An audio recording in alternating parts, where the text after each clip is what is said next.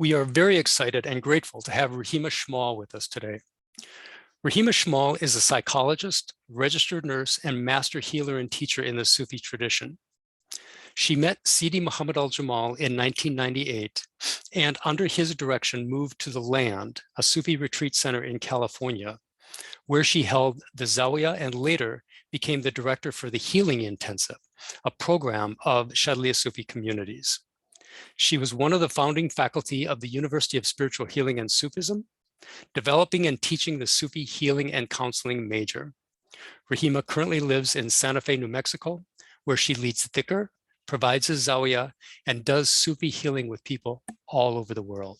Her teaching today is Musa and Pharaoh, a timeless story for our time. Rahima, welcome and thank you for being with us today.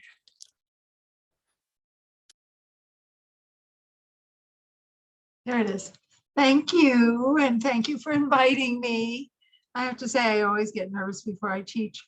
So for any of you new teachers who are afraid of stepping in, know that getting nervous before you teach is just part of the territory. A'udhu billahi minash shaitanir rajim. Bismillahirrahmanirrahim. Alhamdulillahi Rabbil Alameen. Ar-Rahman Ar-Rahim. Maliki Yawmiddin. Iyyaka na'budu wa iyyaka nasta'in. Ihdina sirata mustaqim. Sirata ladina an'amta alayhim. Ghayril maghdubi alayhim waladdallin. Amen.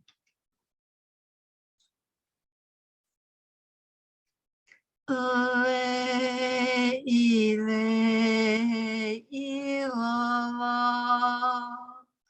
La ilaha illallah. La ilaha illallah. Muhammadan Rasulullah. Ibrahim Rasulullah. Musa Rasulullah. Isa Rasulullah. Alayhi salatullah.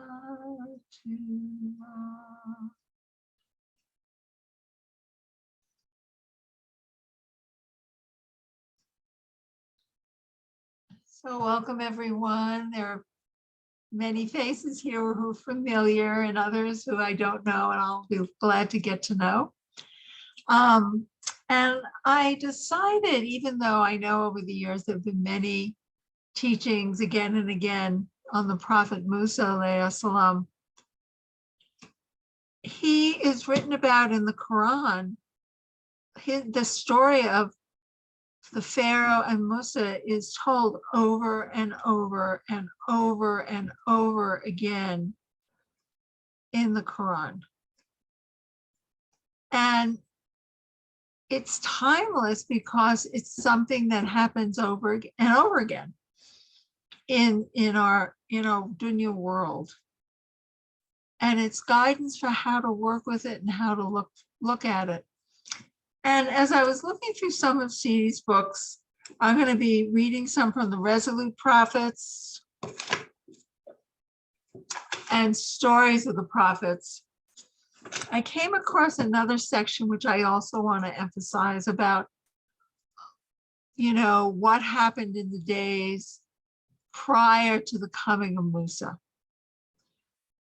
And for those of you who've been on classes with me before, please know that I'd like to have dialogue and interaction, and we're going to be doing some kind of exercise around facing our own Pharaoh and facing the injustice in the world.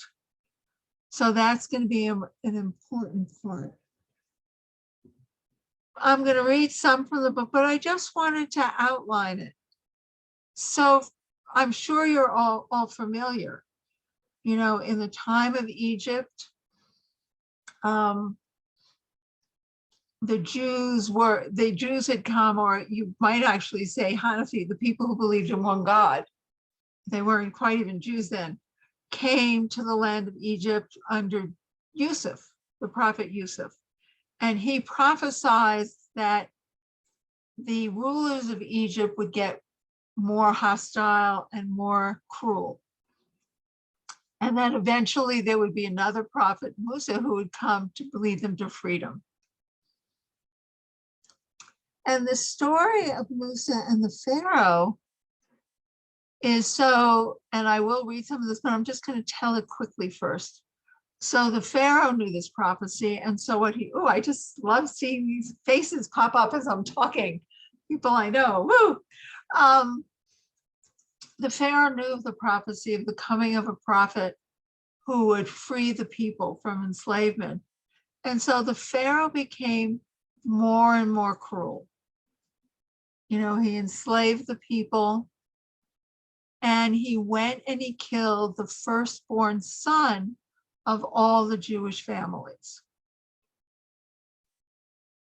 And as the story goes, the midwife who was looking after the birth of Musa was so taken by the purity of Musa's mother that she hid him from the guards and said, no child born here.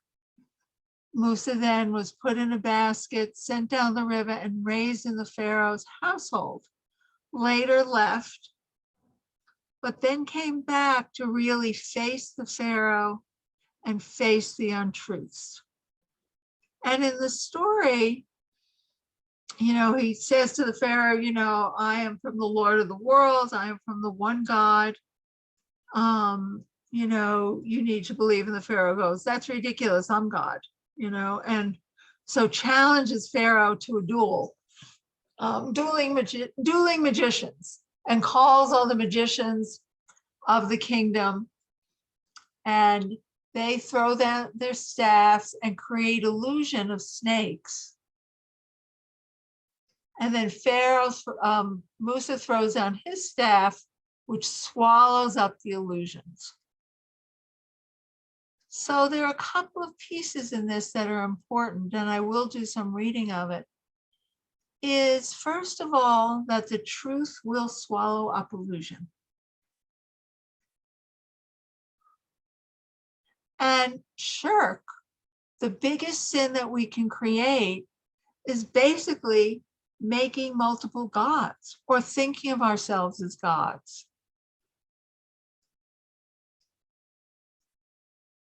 And that Musa, in confronting the Pharaoh, confronted this in the Pharaoh. He said, I am God.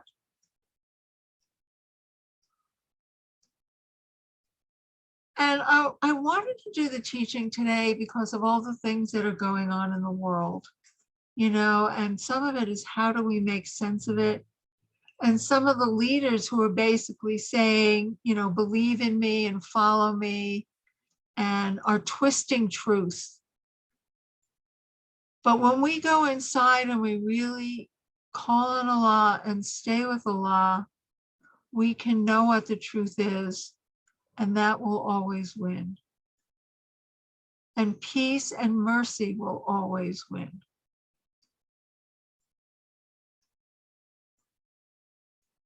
So I want to read one section which I thought I had read it before and I didn't really remember it.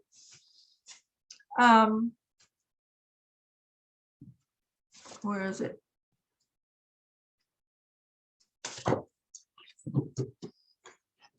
Which I want to talk about because it talks about, you know, we're watching, for example, what's going on in Syria. We're watching what's going on in Ukraine. We're watching the violence, and there's a part of our hearts that goes, how can a loving and merciful God allow all this? And I certainly don't know the answer, but somehow I came across this passage about from this whole story that, even though I know I've read these books before and written some of them, I feel like I've never seen it. Just appeared recently, in the new book. So I'm going to find it. I have it marked. Let's see. So Bismillah ar-Rahman ar-Rahim. This is page 191 of Stories of the Prophets. And then after this, we'll have a little discussion on this in terms of mercy. And then we'll go on to the confrontation of the Pharaoh and do an exercise around that. Allah speaks of Pharaoh in his Quran as a tyrant. He says, we recite for you some of the story of Musa and the Pharaoh with the truth for the people who believe. Surely Pharaoh exalted himself on the earth and made its people into factions, dividing them one against the other. This group of people is better than the other group of people. Sound familiar? One group of them he weakened by sacrificing their sons while keeping their women alive. He was truly a corrupter. And we wish to show our favor on those who were oppressed on the earth, to make them leaders and make them the inheritors. If you ask me about the meaning of the killing of all the male babies, I say that the real life was given by what Pharaoh did. If Pharaoh had not killed those children, there would have been no Musa and no life for anyone. Those children gave their real life for another. From the life of those children, Allah sent Musa, and he contained the souls of all those children who had been killed. This was like a fight between the truth and the devil. The pure souls of those children returned to the reality of Musa, to what we call the Nasut of Musa. And that's kind of the template of his physical being. They became a part of him and gave him strength, life, and yearning, so that everything returned from him, meaning Allah, to him, meaning Allah. All children from the beginning to the end to today carry the real mercy for the creation. From this real mercy, Allah sent rain, took away sickness, and gave everything. If a person has a child who dies and he is patient and surrenders completely to Allah, then he has not lost his child, but Allah keeps the child to be the mercy for him, and not only for him, but for everyone around him. Sometimes a child is the mercy for the whole village or the city. If the Pharaoh had not killed those children who were completely pure and carrying the real mercy, Allah would have discharged him, and he would have brought the freedom to the people in another way. From the mistake, the peace comes. From the mistake, the love comes.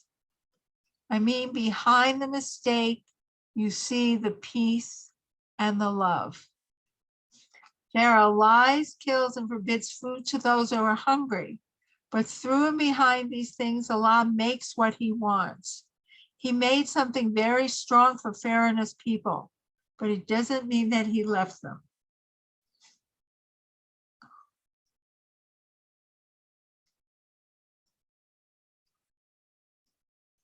I'm going to skip a little bit. Through them, there is a door, a deep thing, and Allah gave another chance to the Jewish people. I am waiting for this teaching for us and for the people of every time. If anyone walks as Pharaoh walked, he is the Pharaoh of his time, and Allah will send another strong thing because he wants to clean this earth of every dirty thing. Pharaoh is a sign for the person who says, I am God, I. For this reason, anyone who says I falls down. And in this time, this is anyone who says, I carry more than Pharaoh. Wait to see what Allah wants to make in this earth. just going to pause there.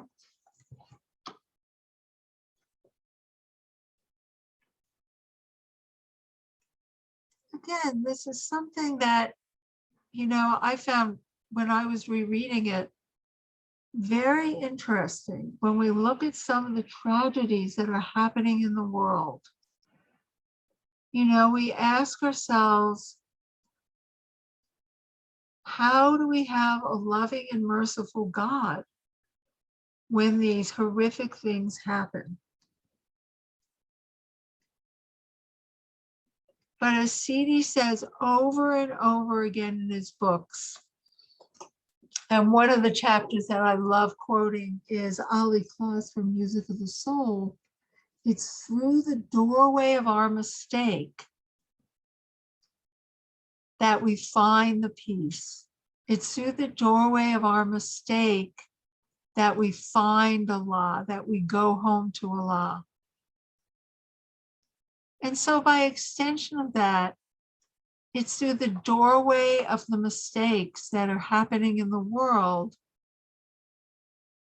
that the mercy comes through, and we as a people have the opportunity to return to Allah.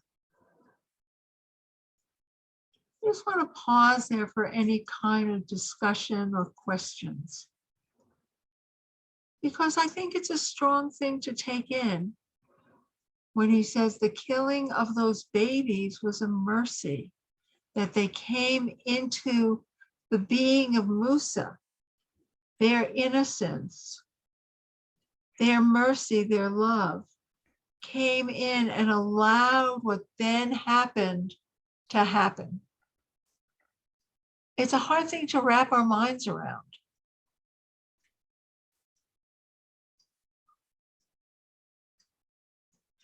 This month we're reading the Quran, and if we're reading it in English, we know that there are some very, very strong passages. If we're reading it in Arabic, most of us have no idea what it actually says. Some of us do. I know there are some people here who know Arabic that well.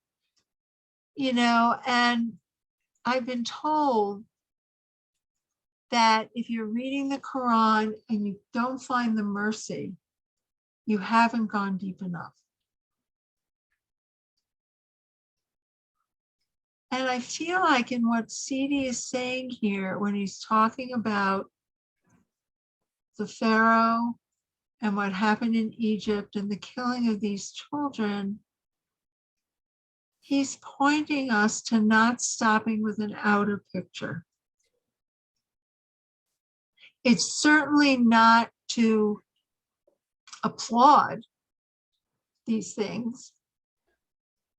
I'll go, oh yeah, it's great that, people are being bombed in Ukraine or in Syria or in Palestine or in Gaza. Of course not. We have to stand up for what isn't right. But we also have to sit with that maybe there's mercy underneath that we don't, from our small vantage points, see or understand. That something more is happening here. So I want to pause here for any questions or discussion and then move on to really working with the whole thing of the fight between the truth and the shaitan, the truth and the Pharaoh, being a Pharaoh.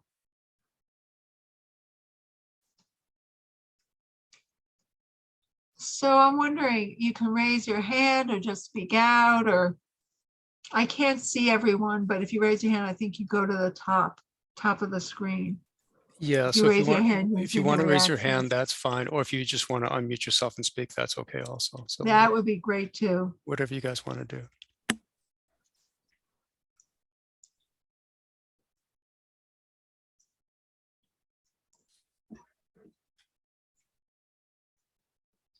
Nothing from anyone? Peggy, Rabia. Where are you? Ah, okay, Rabia. I'm having. Assalamu alaikum. Hello. I'm trying to take in this idea of the mercy from the murders of all the children going into Musa.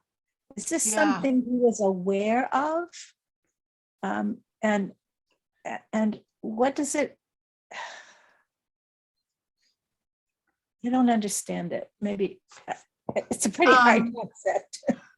You know, did he know that? Who knows what Musa knew or didn't know, Yeah. you know? You know, we believe that our physical bodies are all there is. You know, but we're the light, we're from the light of Allah. You know, if you try and figure it out from your mind, like, okay, now, how did he put those babies into Musa? I mean, we're never going to get that. But you know, the only way I can see is sort of the energy, the souls, the purity doesn't die. It's there. It becomes somehow a mercy. It's gathered up. It's not lost.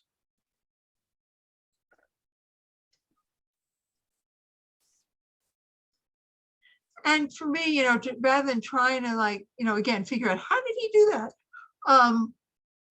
which I certainly can't figure out, and probably nobody else can either. It's the remembering that what we see from the outside isn't all that's going on. That Allah's hand is behind everything. That doesn't mean we don't stand up to injustice. It doesn't mean that we don't stand up to tyranny.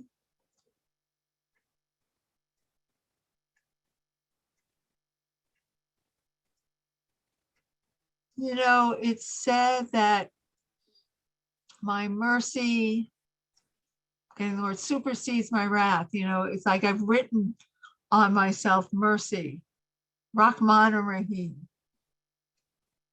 That somehow, even when something looks one way, there's mercy underneath it.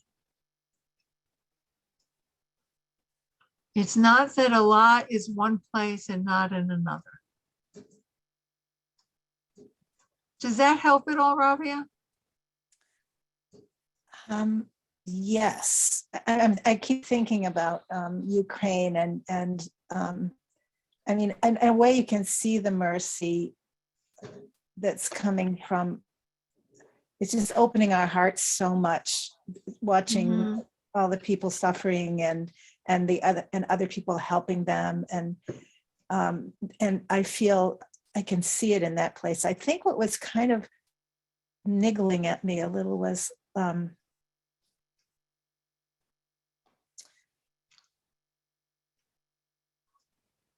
can that idea of mercy going into one person, I just wanted to, that can't be like misused, can it, in a way? I mean, it's like if you think you're the one who's holding this mercy, then you see what I'm trying to get at. I'm not saying it very well, maybe, but. Right. Is somebody going to be made a Superman and made an evil Superman and take over the world? You know, Allah's hand is behind everything. This is what Allah used. I mean, there's a lot interesting in this passage, but it's like if Pharaoh hadn't done that, Allah would have found a different way to free the people. But this was gathered to give the energy. You know, it's almost like thinking of the prophet as a focal point of energy to move something forward and create the change, to bring the truth.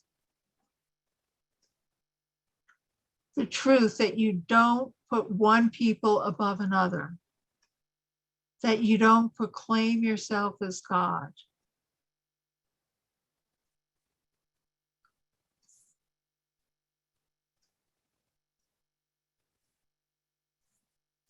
Does that, yeah, Rahima, wow. Well, I've been thinking a lot about Zelensky. And Oh, yeah, and he was, he was a comedian who was elected president after playing president in the comedy. And so there's a way that he was an empty vessel. And the beginning of his presidency kind of showed that, because he kind of got beat up and pulled in different directions, and he didn't, he wasn't Superman, or he wasn't, on a sword, doing everything perfectly. But when the moment came, it was just like the energy. I mean, he didn't want to believe that Russia was going to invade. He just totally didn't want to believe that. And then he ignored it and looked away a lot. But when it happened, it's almost like that story of the energy came into him, because he's a different man in this crisis than he was in a month before it. And sometimes in history that happens, is that people who are astagfirullah, emptier, who don't have all these pre-existing ego attachments to this, that, and the other bit that they created and built, which is what most leaders have. He didn't have those. And so it's almost like this, he's taking personally every death. He's even taking personally the deaths of the Russian soldiers and the terrible way they're treating their soldiers and leaving bodies all around. And, it's like there's a place in him that we didn't know about that was available to be filled with strength. it's a really nice analogy. And good. Well, and he's a human and he's fallible. And Moses was a human who was fallible too. He did amazing things, but he didn't always do exactly the best. And as I understand it, that's why he didn't get to enter Israel, is because, he fought with God or something like that. But humans are fallible, but sometimes we are the vessel that the tragedy can come into, and we can be galvanized with God's love and force and stuff.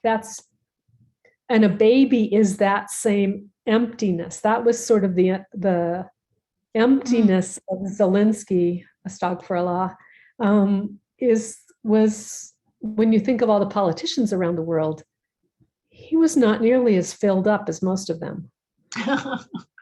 Right. So, that's an interesting point. And also, if you think about Musa and his wife, he spent years being, going from being in the Pharaoh's castle to, wandering alone in the desert, to being a shepherd, to being in service to someone else, to then his whole thing with Al-Qaeda.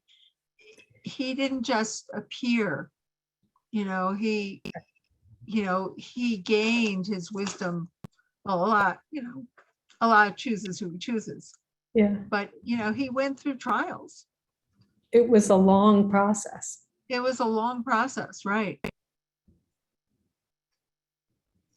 But I think the key is, yeah. So I was going to say, to be really holding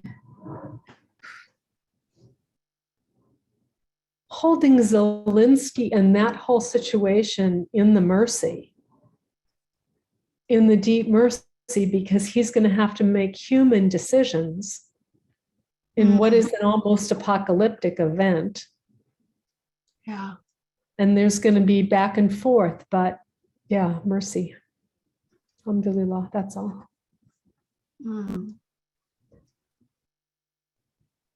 This section also really struck me because a friend of mine called me like 2 days ago that her granddaughter, who was 4 months old, they live in Jordan, part of New Keller's community there,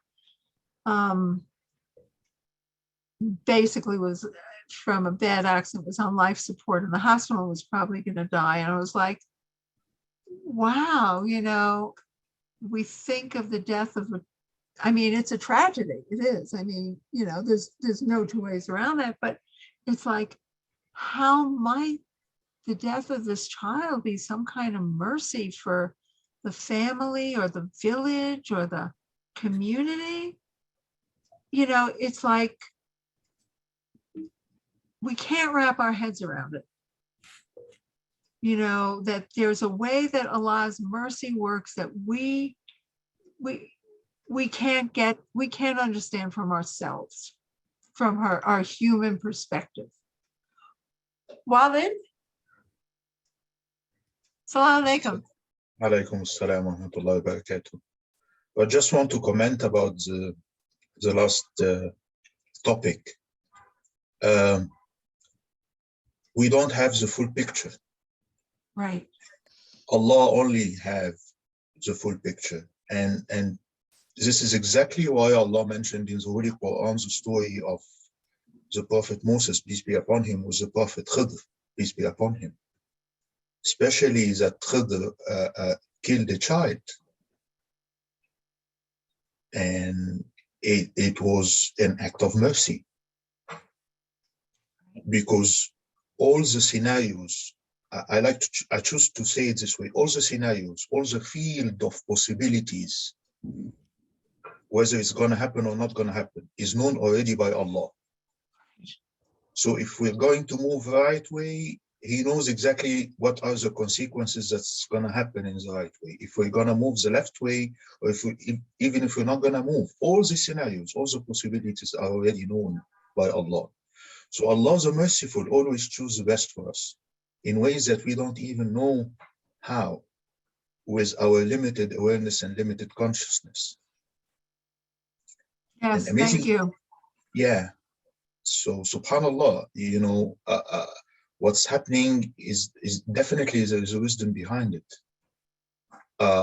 And God's will be done. Like, even when I looked back at the story of the Pharaoh and Moses, where did the Pharaoh, where did he know that there is going to be a child born in the nation of Israel that is going to be a threat to him?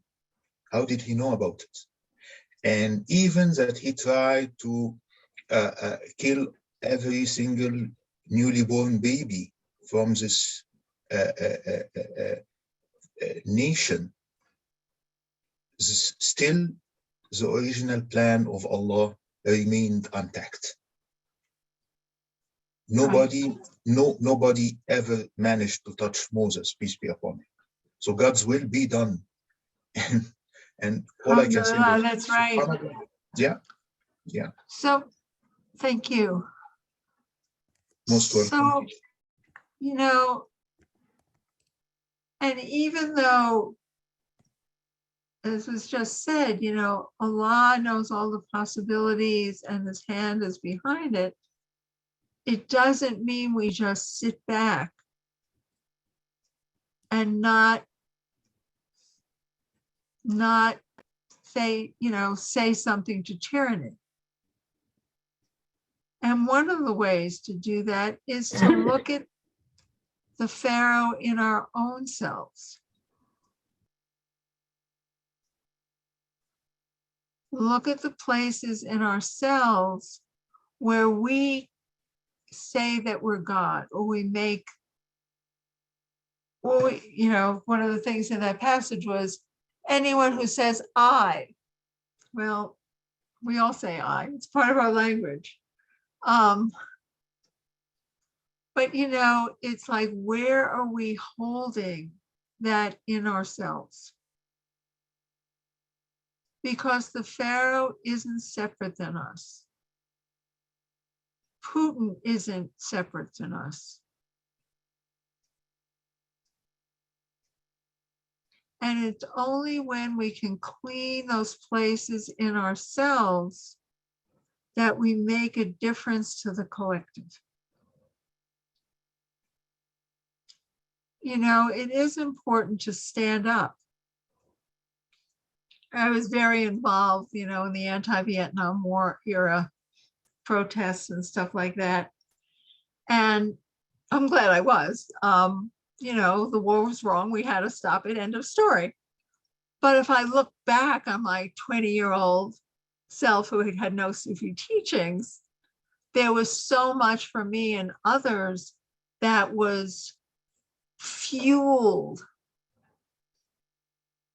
by I'm right and by anger. And it's only when we clean those places of the Pharaoh in ourselves that we can really move toward stopping tyranny or stopping the wrongs in the world from a place of following Allah.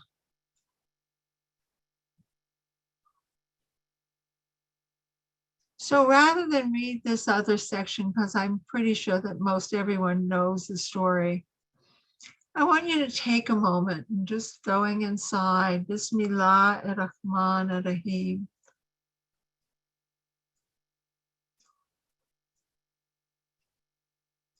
And it's so easy to go, well, I'm not the Pharaoh. But find a place inside that isn't bowed, that feels you know more than Allah, that relies on yourself.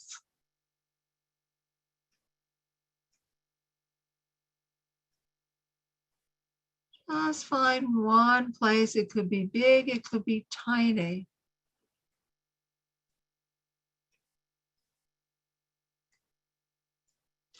Place that's still attached to me, mine, I.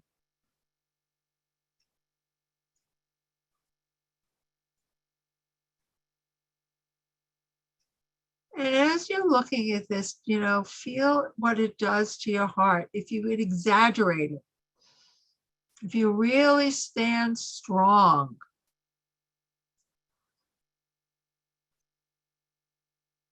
in your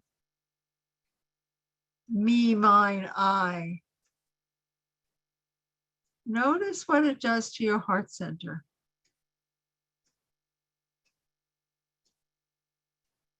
Does it get tighter? Does it empty? Does it get red?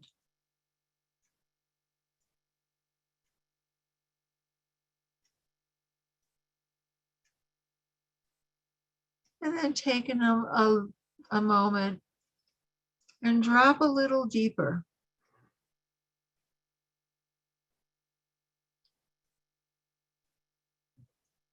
What's the fear behind that stance?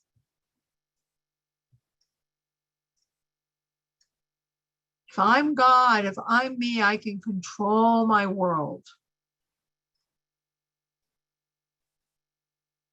Take a look. Is there fear underneath it?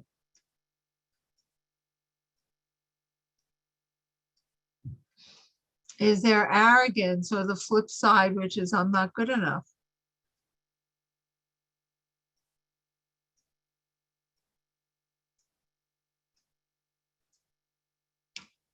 Take a look at what's behind it for you.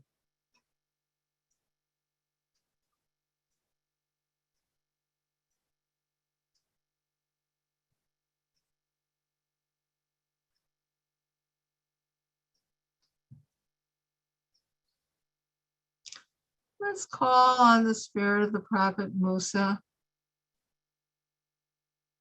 La ilaha illallah. La ilaha illallah. La ilaha illallah. Musa Rasulullah alayhi salatullah.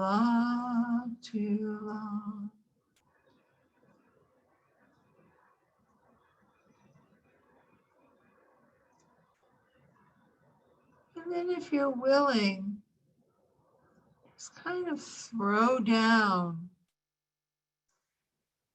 that belief in your I.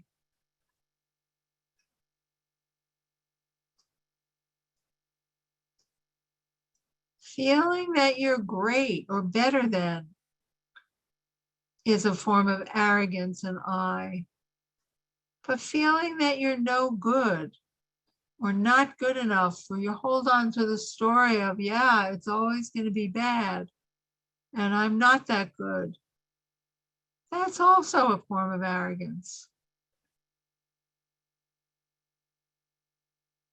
So let yourself, to the best that you can, just kind of lay it down on the ground. In your mind's eye, putting your head in sajda, really asking Allah's help.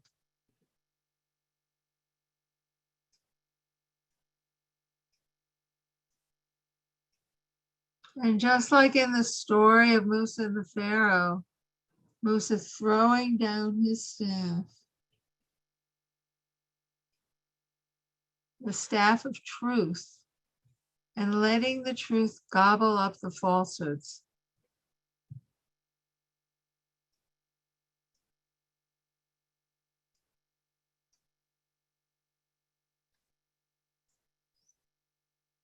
Bismillahirrahmanirrahim. Allahu la ilaha illahu al-hayy al-qayyum. La ta'khudhuhu sinatun wa la nawm. Lahu ma fi samawati wa ma fil ard. Man alladhi yashfa'u indahu illa bi'idhnihi. Ya'lamu ma bayna aydihim wa ma khalfahum. Wa la yuhituna bi shay'in min ilmihi illa bima sha'a. Wasi'a kursiyyuhu samawati wal ard. ولا يهدفهم ولا الذين الله الله الله الله الله Allah.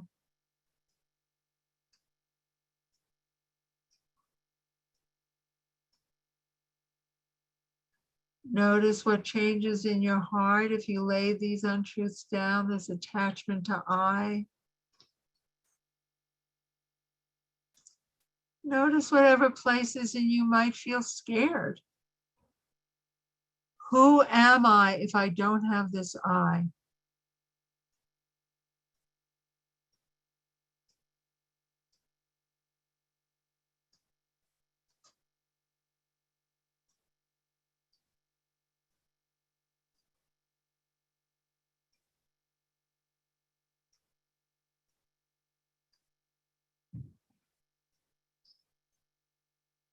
So if there's fear, just again opening your heart. Ar-Rahman Ar-Rahim. Ar-Rahman Ar-Rahim. Al-Qudus Al-Karim. Ash-Shafi.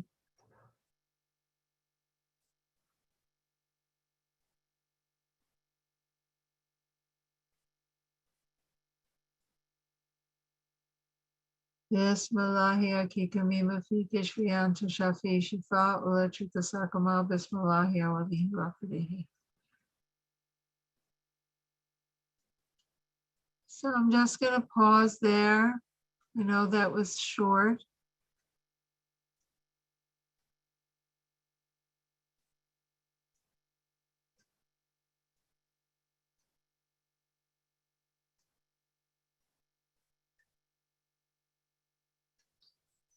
And if you were able to let go, allow the light to come in. And if there's something you're still holding, it just means it's not time, and allow the mercy. The mistake is a doorway to Allah. Our attachments to things and the letting them go is the doorway to Allah. It's the doorway to the peace, love, mercy, justice, and freedom. Okay, so if anybody would like to say a few words about what that was like or feels like you need some help, either speak out or put up your hand.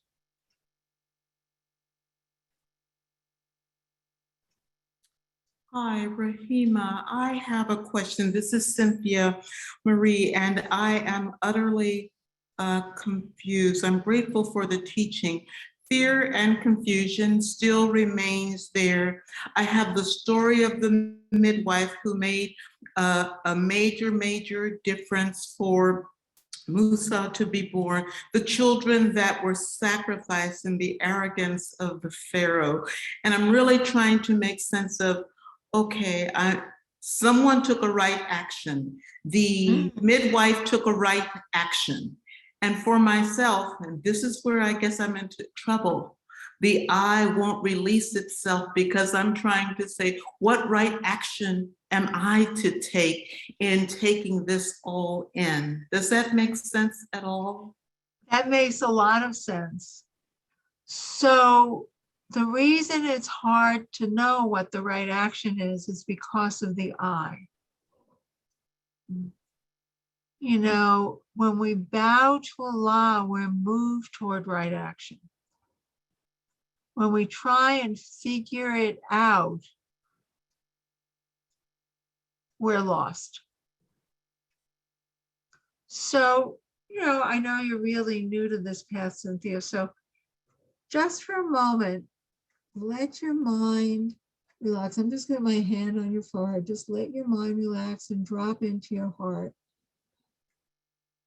And rather than asking the question, what right action do I have to take? It's Allah, how do you want me to be with this teaching? Ah, yes. What is it? Got it. Yeah. Got it. That's helpful. It's Thank different. you. It's very, Yes, very yes, different.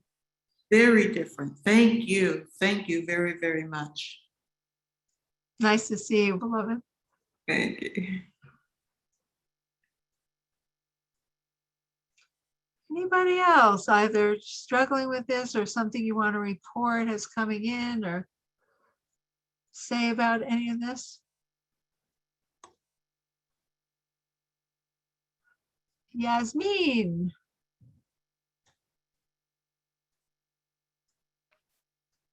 Hello. You were Hello. looking beautiful. Oh, Hello. I was moved by the like when you said swallow up the illusion, and I was like, wow, what a relief. Like I could put my eye down and Yeah. take the burden off and just give up that whole what should I do? What should I do? Oh my gosh, what a weight off. Without trying to get into the now what do I do part, which I totally get too. But Right. that's just a continuing, like you said, the walk-in. Just keep asking. So thank you. That was cool.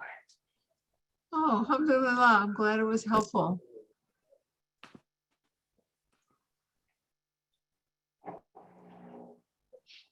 Yeah, there's a difference between asking, what should I do?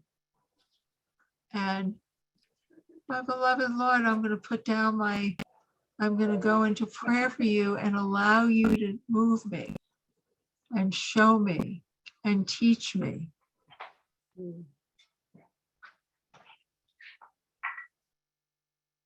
Yep. Yeah. And I unmuted myself. Allow me, to teach me. Amina. Thank you for the exercise and the beauty of bringing the teaching into where we are now. All of that opened my heart. But then Alhamdulillah.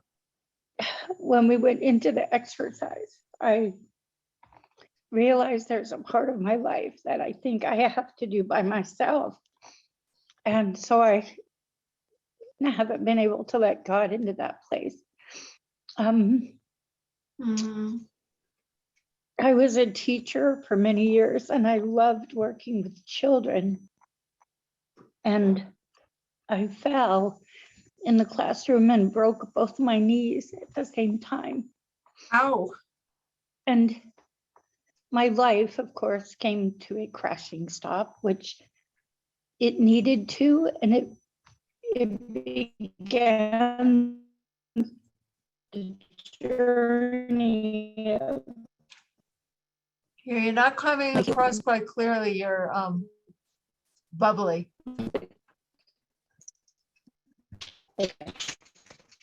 maybe that's probably fearful. I needed to stop running physically. Unfortunately, we can't quite understand you. Amina, your audio Amina. quality doesn't allow us to understand what you're saying right now. Okay, then I'll stop talking. Thank you. Thanks, Amina. Layla. Layla. Hey, assalamu alaikum. Assalamu alaikum. Alhamdulillah. I'm put in mind of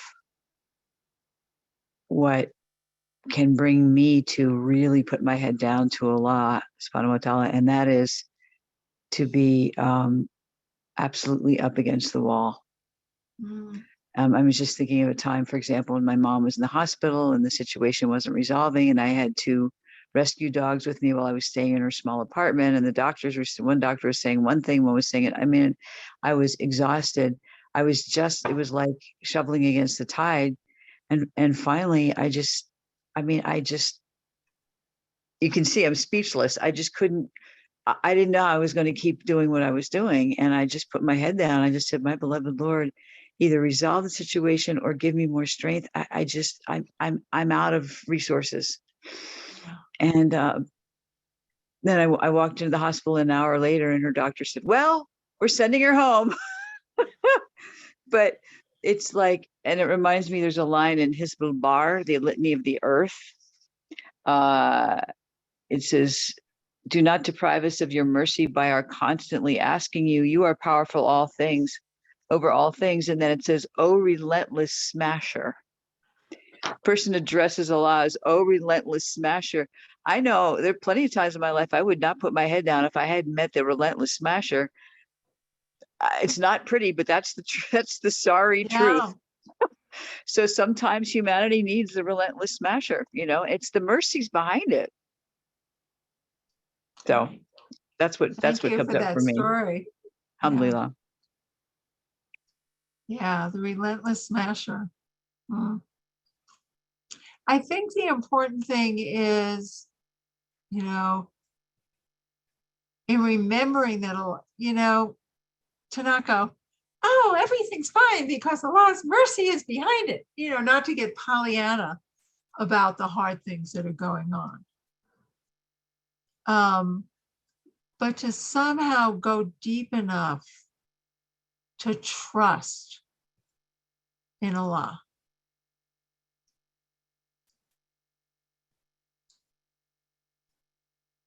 And to keep bowing and trusting Allah's mercy. So I know we're just about out of time before dhikr, so I want to thank you for having me. And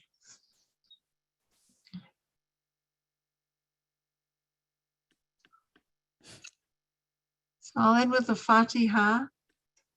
And if anyone wants to contact me, Rahima236@gmail.com, it's pretty easy. And inshallah, I'll see you all again someplace, somewhere.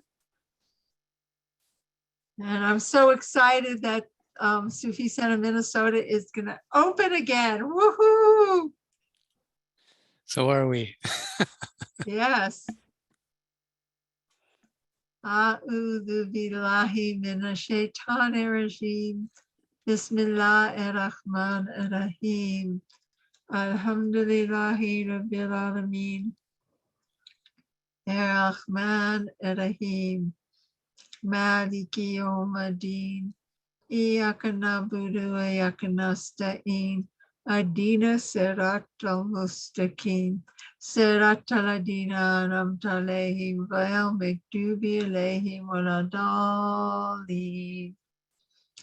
Ameen.